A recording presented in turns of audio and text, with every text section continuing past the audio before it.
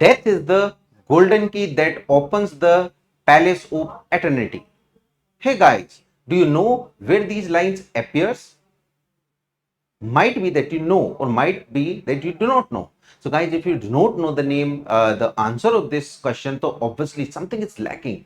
So for these types of the questions, we are just going through some questions. I have taken some questions on John Milton. Basically this line appears in Paradise Lost, one of the greatest epic that was written by John Milton. So guys, शुरू करते हैं अपने questions को that are based on John Milton.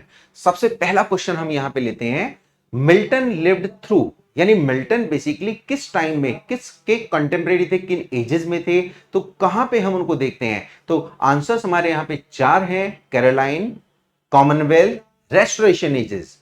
तो basically अगर हम इसमें देखें तो आंसर गाइस हमारा क्या बनेगा, आवर आंसर वुड बी 1। यानी अगर हम मिल्टन की बात करें तो Milton had been, the time of Milton was from 1608 to 1674। तो इस टाइम में गाइस हम कैरोलाइन को भी देखते हैं, है ना, जो कब से कब तक था, it was from 1625 to 1649। Commonwealth को भी देखते हैं 1649 टू 1658।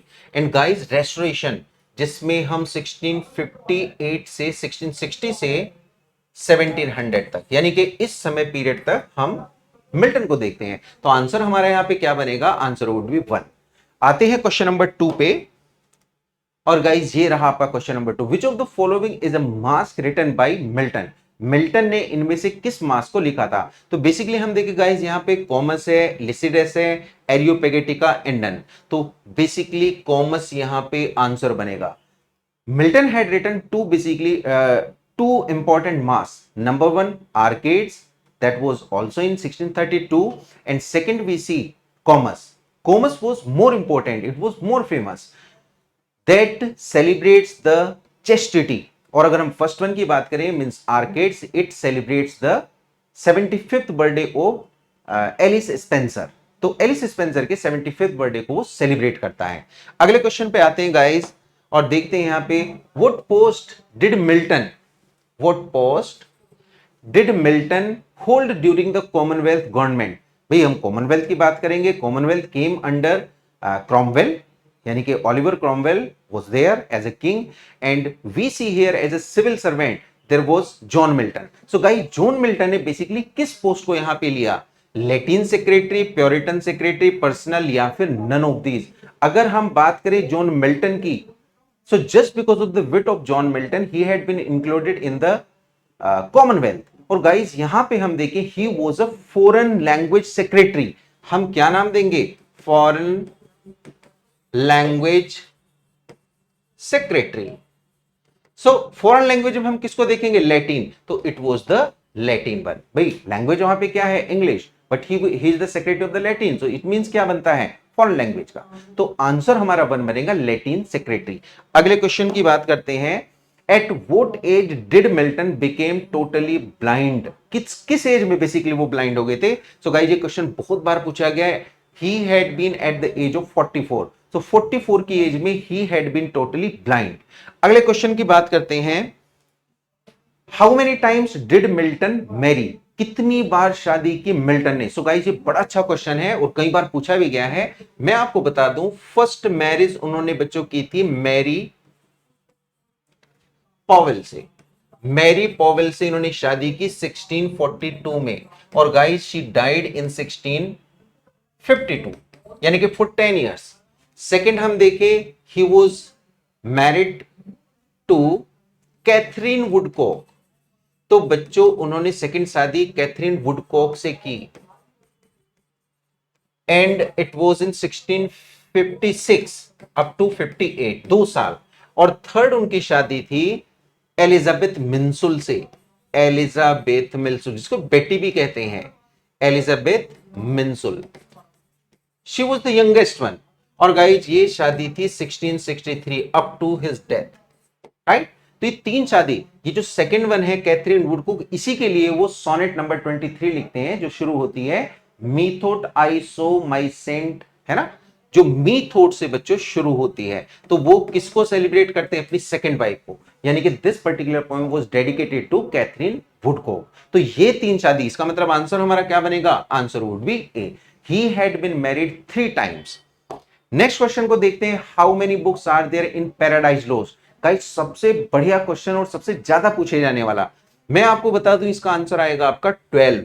लेकिन दूसरी बात और देखें आप, the time it was released at the very first in 1667, तो it had only 10 books, but by going through the work एनीड, actually Virgil का जो वर्क है बच्चों, एनीड, इस वर्क को इन्होंने देखा जो कि कितनी बुक्स में था? 12 बुक्स में। तो सेकंड जो एडिशन इसका आता है दैट केम्स इन 1674। तो 1674 सेकंड एडिशन में ये टोटल 10 बुक्स कितने में? 12 बुक्स में डिवाइड कर दी, तो it was divided in 12 books. तो आंसर हमारा बेसिकली क्या बनेगा? इन 12 बुक्स। नेक्स्ट क्वेश्चन की बात करेंगे हम, Milton Samson Agonistes is, guys आप देखते हैं Samson Agonistes contains semi autobiographical contents, यानी यहां पे कहीं ना कहीं ये किसकी लाइफ से जुड़ती है? मिल्टन की लाइफ से। तो इसमें आपके आंसर्स दिए गए, poetic play, an epic, poetic biography of, अब देखो सैमसन की पोएटिक बायोग्राफी नहीं भैया, मिल्टन की होती तो बनता अ नैरेटिव। बेसिकली हम यहां पे देखेंगे it was a poetic play. अगर गाइस हम पोएटिक प्ले की बात करें, यानी आंसर वुड बी ए, तो यही पोएटिक प्ले क्या होता है? इसको हम कहते हैं पोएटिक प्ले पॉकेट ड्रामा। इसको बच्चों हम क्या कहते हैं? पॉकेट ड्रामा, या हम इसको कहते हैं क्लोजेट ड्रामा। ये क्लोजेट ड्रामा भी बनता है। इसका मीन्स क्या है कि these dramas are never written for the purpose of being played on the stage, it is its purpose is just to be read in the drawing room. जैसे novel को आप पढ़ते हैं उसी तरह से, बस नाम इसको क्या दिया जाता है? ड्रामा का नाम दिया जाता है। तो it is not for the stage. इसी को हमने क्या कहा? क्लोजेट ड्रामा, या फिर पॉकेट ड्रामा, या फिर हमने इसको पोएटिक प्ले कहा। तो आंसर हमारा ए बनेगा। अगले क्वेश्चन की बात करते हैं, मिल्टन रोट एरियोपेगेटिका, बहुत इंपॉर्टेंट, एरियोपेगेटिका रिटन इन 1644। तो यहां पे उसने कहा कि इसका मींस क्या बनता है? To defend people's freedom of speech, या to defend the cause of the regicide, या बोथ, या नन। तो ये बच्चों 1 पे जाएगा, to defend the people's freedom of speech, यानी अगर हम इसको जोड़े अपने कॉन्स्टिट्यूशन से, it would be article 19A। Freedom of speech को बेसिकली यहां पे, यानी कि अनलाइसेंस्ड प्रिंटिंग की बात करते हैं, कौन करते हैं? हमारे जॉन मिल्टन, इस वर्क में। तो ये वर्क है आपका एरियोपेगेटिका। आगे बात करते हैं, name the women Samson Agonistes loved and who betrayed him. Guys यहां पे क्वेश्चन बनता है, इसका मींस सैमसन एग्नेस्टीज की वाइफ के बारे में बात की, ये डेलीला है। और मैं आपको बता दूं, डेलीला की जगह बेसिकली रियल में कौन किसको माना गया? मैरी पावेल को, फर्स्ट वाइफ ऑफ मिल्टन। और एग्नेस्टीज की जगह पे बच्चों किसको माना गया? मिल्टन को खुद, क्योंकि दोनों ही अंधे थे, both were blind.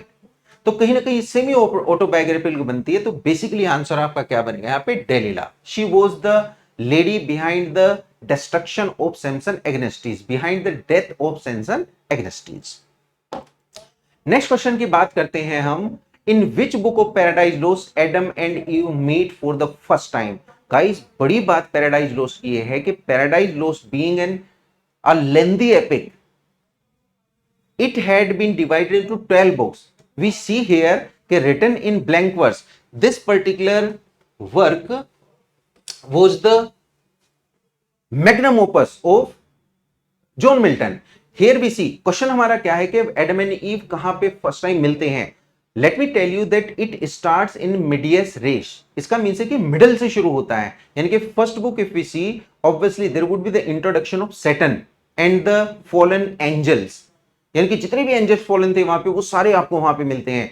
But if we see the hero means Adam and साथ में Eve, they were introduced in the book 4। तो सबसे पहले बच्चों उनको बुक 4 में प्रेजेंट किया गया, इंट्रोड्यूस किया गया। इसी वजह से हम कहते हैं कि this work was in medias res, right. तो ये बीच में से शुरू होता है। सो गाइज आई होप कि these questions would be really helpful for you people. For more questions, be connected with me, be connected to this channel. Thank you.